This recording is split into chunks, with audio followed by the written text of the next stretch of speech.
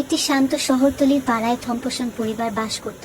Gym একজন পরিশ্রমী বাবা, সারা একজন প্রেমময় মা এবং তাদের দুই সন্তান এমিলি এবং জেক।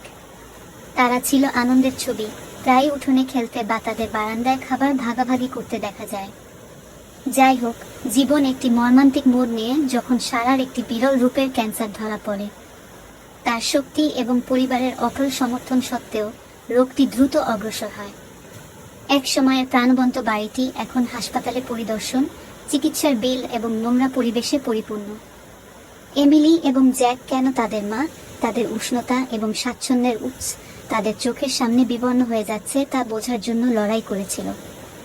জিম তার সন্তানদের জন্য দৃঢ় থাকার চেষ্টা করে, নিজেকে একান্তে ভেঙে পড়েছিল তার স্ত্রীকে হারানোর ভয়ে এবং একা দুটি সন্তানকে বড় করার বাস্তবতায় অভিভূত হয়েছিল। সারার অবস্থা খারাপ হওয়ার সাথে সাথে পরিবার প্রতিটি সম্ভাব্য মুহূর্ত একসাথে কাটিয়েছে, স্মৃতি তৈরি করেছে এবং সেই ভালোবাসাকে আঁকড়ে রেখেছে যা তাদের সর্বদা সংজ্ঞায়িত করেছিল।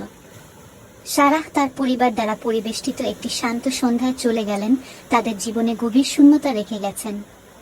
জিম, এমিলি এবং জ্যাক সারাকে ছাড়া তাদের জীবন পুনর্নির্মাণের বিশাল চ্যালেঞ্জের মুখোমুখি হয়েছিল। বাড়িটি ঠান্ডা এবং খালি অনুভূত হয়েছিল এবং প্রতিটি কোণে তার স্মৃতি ছিল।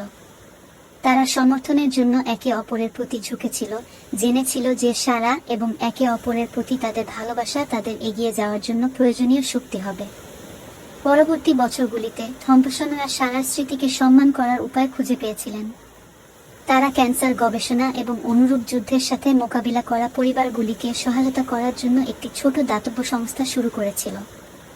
যদিও তার ক্ষতির বেদনা পুরোপুরি ম্লান হয়নি, তারা তাদের ভাগ করা ভালোবাসা এবং স্মৃতিতে সান্ত্বনা পেতে শিখেছে, ধীরে ধীরে পরিবার হিসাবে একসাথে নিরাময় করছে।